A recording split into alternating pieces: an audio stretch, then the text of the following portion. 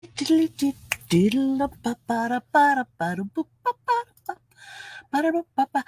kia ora, Helen, Brahms here, coming to you live from Sun City in Arizona. Hope you're all having a super fantastic, sparkling start to Fun Friday. Yay! It's that day of the week we get to celebrate fun. Every day should be fun. Every day should be fun. I mean, like, training Zeffy to push buttons is so much fun. She's more interested in it. She wants the treats that are in my hand, but she's got to press the button in order to do that. But she tries to short circuit the system by going after my hand that has the treat in it. It don't work that way. So she learns very quickly. And thank you all for your amazing comments on my little proud mama moment where I posted about Zeffy and her pressing the hunger button, the hungry button. She hasn't looked at the buttons today, but she hasn't had training on buttons today yet either. So we will get that taken care of shortly. After this, we're going to go do some training on buttons, and today's button is treats. So we will see what happens when she does that. I'm working up to the outdoor one because last time I tried teaching her to ring bells to go outside, she would just sit and look at them and then look at me like, you want me to do that? Not doing that. No. And then one day she accidentally hit them when she was playing. You rang your bells. Good girl. Let's go outside, and got her, put a harness on her and a leash on her and took her outside. And she's sort of like, what the heck just happened? So it'll be interesting when we get to the outdoor button, what happens with that. But hungry, she's got that one down pat. The I love you one, not so much. I'm trying to teach that when she gets that, she gets lots of extra loving. And she likes coming over here when I'm working and putting her feet up on the seat and just stretching up to get some scratches behind the ears and that sort of thing. But if she pushes the button and I'm able to, I would actually get up from the desk and go talk to her and give her lots of loving. But we shall see. So I got I don't know. What? Oh, there's my phone. So I posted a picture last night in my story saying that this is tonight's movie. Can anybody name it? Nobody got it. You may have thought of it, but nobody responded to it or anything like that. I was watching a movie that came out in 1988. I seem to be stuck in the 80s right now because you've got Groundhog Day I watched on the 2nd. There was Stripes I watched before that, and some in that time period. And then last night, and it was a 1988 movie starring Michael Caine and Ben Kingsley in the movie Without a Clue. And if you have not watched Without a Clue, it is a complete role reversal. It's a Sherlock Holmes, Dr. Watson story. So it is a Sherlock Holmes movie, but with a twist. It is a 180-degree twist. Dr. Watson is the brains, and he ended up hiring Michael Caine's character to play Sherlock Holmes. And so he actually ended up hiring this drunk actor to play Sherlock Holmes, who was a bit of a bumbling idiot at times, but and Michael Caine is perfect in this role. He is absolutely perfect in this role. And Ben Kingsley is absolutely amazing as the very serious Dr. Watson. And he tries to get rid of Sherlock Holmes at one point because Dr. Watson actually started writing these stories about Sherlock Holmes for the newspaper and stuff. And they wanted to meet somebody. So he had to go out and of course, this was all a figment of his imagination. So he goes out and hires this drunk actor to be Sherlock Holmes, and they go on these cases and everything else. And Sherlock Holmes, of course, takes all the glory, whereas Dr. Watson is actually the brains behind the whole thing, and he's the one that does all the clue analysis and all that. And they have these little cues between each other, and but he's the one that analyzes all the clues and figures everything out, and feeds the information to Sherlock Holmes, who then proclaims it and all of that sort of stuff, and becomes the hero and takes all the credit when Ben Kingsley's character of Dr. Watson is the one that's the brains behind everything. And he actually tries firing Sherlock Holmes at one point. That doesn't work. He has to go back and hire him again. So yeah, it's a funny movie. It's a funny movie. And even, it came out in 88 and I still love the movie. It's absolutely amazing. And if you're a person like me who loves to watch the credits, you have to stay till the very, very last credit the very last credit that's got, and I love watching credits. I'm one of those people who will sit in the theater, I will sit in the theater and let the credits run. Even with like Lord of the Rings and The Hobbit movies, when their credits go for like 20 to 30 minutes, I will sit there. And one of the reasons I sit there is, one, is it gives tribute to those who worked on the movie. It's showing respect to those people that worked on the movie and the time and the effort that they put into making this movie to give us the entertainment. And there's a lot of people behind the scenes on things. And so just sitting there and just reading through the credits. But especially with Lord of the Ring and The Hobbits, we're watching the credits one day, and I said to Brad, hang on, I think I went to school with that person. I went to school with somebody with that name. I wonder if it's the same person. So you end up, because I filmed in New Zealand, you end up like going through this and going, I recognize that name. Why do I know that name? And I write it down to look it up later to see if I can figure out if it's somebody I know, or maybe it's not the person I was thinking of, but it's just somebody else with the same name. But I've actually picked up in the credits a couple of people that I went to school with. So of course, you don't know what happened with, but I'm talking high school because that's where I knew most of the people. The other ones were always 1 to 2 years at a school before I got moved, because we moved. So it's always interesting to find that. And then in movies like Hot Shots and what was the other one I was thinking of? Top Secret, Hot Shots, those spoof movies. I love watching the credits on those. Some of them I have picked up some really good recipes out of. Yeah, really good recipes. Sometimes in the middle they'll have some little skit in there, some little outtake. You never know. You can actually be surprised at what comes out of the and the credits and stuff. You get some very creative people doing creative things in the credits. And I'm trying to remember the movie. I can't remember the movie. I honestly can't remember the movie, but I remember seeing in the movie it had the what's the position? The dolly grip. And then the next thing underneath the dolly, and then that person's name, and underneath the dolly grip, you're like, what the heck is a dolly grip? So it was, and as you're scrolling down through the credits and stuff, these little questions will pop up. Well, what does this person do? And it'll make a comment on their name, like, the dolly grip. What's a dolly grip? And then there'll be some other role down there, and what's this person? And some of them had a couple of comments on the actual people instead of the position that they had. But I find them at times, depending on the movie, very entertaining. So at the very end of Without a Clue, the very last credit says, with apologies to the late Sir Arthur Conan Doyle, creator of Sherlock Holmes and Dr. Watson. And for some reason, whenever I see that line, I crack up laughing. I don't know why, but I do. So I watched that movie last night, enjoyed it immensely. So now I'm trying to figure out, what other movie do I have that came out in that time period, the late 80s into early 90s, or the 80s into the 90s, in my teenage years.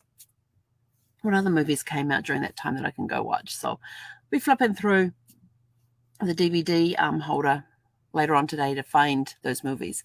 But Blazing Saddles is sort of becoming in the brain. But then Top Secret was pretty good with Val Kilmer. That was a good one. If you have never seen Top Secret, it's a spy spoof movie. It's really good. Just with the play on words with the character names, and you find out Val Kilmer has a very good singing voice in this movie, which I did not know before the movie came out. In fact, I had never heard of Val Kilmer before. The first movie I ever saw him in was Top Secret. That was the first movie I'd ever seen him in. And so I didn't know who he was. I thought he had a great singing voice. He did a great job in this movie. And so that's when I became a fan of his and started looking for other movies that he was in. Of course, he was great as Iceman in Top Gun. Loved him as Iceman in Top Gun. That was awesome. Wanted to strangle him and punch him a little bit, but he was awesome. But anyway, so I thought I'd give you a little genealogy tip today. Now I can't remember what my tip was because I didn't write it down. Oh, yes, genealogy. So in genealogy, you get these people who do what's called a one-name study. Now, when you're looking at your family tree, there are a lot of names in your family tree, a lot of last names coming in there. Just with your parents, there are 2 last names. There's your dad's last name and your mother's last name. Then you go to your grandparents, and now you get 2 more names added. So, because the women coming in are bringing in the new names and things. But there are people out there who do what's called a one name study. So they take a person's last name and they look at all the different variations of the spelling, and they create this family tree and see how everybody can. It's basically saying, well, how do all these people connect and everything else? And I have a distant cousin who works on the last name Scantleberry, which is my second great grandmother's maiden name. And that's where he stops her tree, is that when she gets married, that's when he stopped her tree. So I was able to fill in for him because he didn't know much about the Scantleberries that were in New Zealand. So I was able to help him with what I knew about the Scantleberries in New Zealand. And I have since found another cousin that lives in New Zealand that I didn't know about, who's a Scantleberry as well. And so these one name studies is everything about these people that have this last name. Once it's a female and she marries out of the name or gets married, basically they stop doing the search then and carry on and go back and follow another leg in that. And because I know where his website is and that sort of thing, I've had some people who have contacted me. Oh, I see you have a Scantleberry. I have one there too. And we have one person I had a DNA match up with, and it turns out he's my 7th cousin and lives in Canada. And so what was interesting about the one name study is that we actually have a Facebook group that Rich has set up, and Rich is the one that does all the tracing and all of that. And he brings in these 2 new people, and they came off the same line that my 7th cousin in Canada did. And I was like, oh, this is interesting. And so we connected up, and I helped because I traced, can't think of his name. What's his name? Can't think of his name. When I traced my 7th cousin, and then I found out that these 2 people who both live in Wales are first cousins once removed from the person in Canada who's my 7th cousin. So it was kind of interesting because of this one name study, and I had explored this one particular leg to find out more about this person. When I was helping him make that connection with the DNA stuff. So it's actually quite interesting with these people that do one name studies. That's all they study, is just the one name. Yes, they may go off and have a look at the branches and stuff, but they're looking at whole. When you go onto their websites and stuff, here's everybody, and it goes through the different spelling variations as well, which is kind of cool. And I was like, don't know if I'd have the time to do a one name study, but it's a very interesting idea. So yes, you can do one name studies. So that's what a one name study is. They take one last name, all the variations of the spelling, and they try to connect everybody into that one tree who has this last name. So it's kind of interesting. And I've kind of become I'm a collector of anything Eakins, because that's my maiden name, and that's the one that I've been told traces back to the Vikings, although I'm not sure, because some of my Scandinavian ancestry has come from my mother's side of the family, which is fine because Scotland was actually Scotland, which is where I have deep roots in Scotland, has come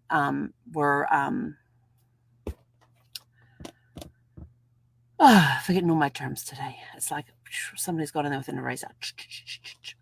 Part of Scotland was settled by Vikings. Well, I can't actually say settled because they kind of came in and took over the place. Was invaded by Vikings. So there's a Viking connection somewhere, or a Scandinavian connection, because I'm showing up in my DNA, showing up with Norwegian, Swedish, and Danish, which is really cool because I've always been fascinated with Copenhagen. Don't ask me why. I just got this huge fascination with the city. And then I came across, what was the name of it? Steve Berry. His books, his main character in there, last name is Cotton. Can't think of the first name. Begins with an M. Mitch Cotton, Mike Cotton. The character name. And he lives in Copenhagen and has a bookstore there for the main character of the Stephen Berry novels. He's American, but he lives in Denmark and runs a used bookstore in Copenhagen. So, and people wonder why I like those books. It's got Copenhagen in it. If it's there, I'm there. But yeah, so we've got the ancestry that comes down from the maternal side of the family, which the Norwegian, Swedish, and Danish goes back to. So that could be the Viking connection there as well. But we've been told that on the Ekin side, which is my dad's side of the family, that there is also there's rumors of Viking connections. And it wasn't until I saw the Norwegian and DNA coming through that I thought, oh, maybe there is some truth to that rumor. And then you find out that most of it's on your mother's side of the family. So like, maybe not. We'll have to wait and see. So I've also been collecting the Ekin's name as I come across them. And I have like little mini tree in my big tree. I have little mini trees set up that aren't connected because I haven't made that connection into my tree yet. So who knows? So there's a lot of Ekins floating around out there. And but one of my cousins, and I can't remember, I think it's like a 10th cousin. I think he was a 10th cousin, was actually a stunt person in Hollywood, and he used to be the stunt double for Steve McQueen. And they became good friends and all that. And if you ever watch the movie The Great Escape, the guy riding the motorcycle in the final scene, they wouldn't let Steve McQueen do it, so Bud had to do it. Bud Ekins had to do it, and he kind of hunched down because he was actually a little taller than Steve McQueen, so he had to hunch down, and he's the one that did the bike ride. But Steve McQueen was on a motorcycle in a German uniform chasing himself, his character, in the movie. So that was a little trivia there for you. But yeah, so I have those, family connections. You never know where they'll go. So he's like a 10th cousin or something like that. But it's kind of cool when you're going through and you find all these connections and things. I like it. So anyway, I'm out of here. Go have a super fantastic sparkling day. And we will catch you guys back here later on this evening around 6 p.m. Mountain Time, depending on where she wants to walk. We may even go to the dog park tonight, I think. Yeah, she has to need off it. But I get to set up my cameras today. So that's one of my tasks this morning, is to take out my indoor cameras and get them set up so that when I'm at my lunch tomorrow with my friend, I can leave Zeffie there because it's meant to be cold and windy tomorrow. So I can leave Zeffie here at home and we can go and eat in a restaurant. And I'm trying to think. Last time I was at a restaurant was almost a year ago, and we sat on the patio of this particular restaurant. We're actually meeting back at this restaurant again. And this time I might actually sit inside. And so it's been a while. I'm trying to think. The last time I sat inside a restaurant and not at their patio, the last time I sat inside was when I was in Pueblo in Colorado and staying at Barb's place. Sparkles was parked in the side yard there, and we went out for dinner that evening to one of their local restaurants. And and that was back in July of 2020 when I was heading back across the states, back to California. So yeah, that was a while ago. Oh, and today is my oldest grandson's 7th birthday. Can't believe my oldest grandson is 7 today. And I totally forgot I had a niece yesterday who turned 30. Oh my gosh, these people are aging faster than I feel like I'm aging. It's the weirdest feeling. Anyway, I'm out of here. Go have a super fantastic, sparkling, fun Friday. And we'll catch you guys back here later on this evening at around 6 p.m. Pacific. Mountain time. Hey, Conora.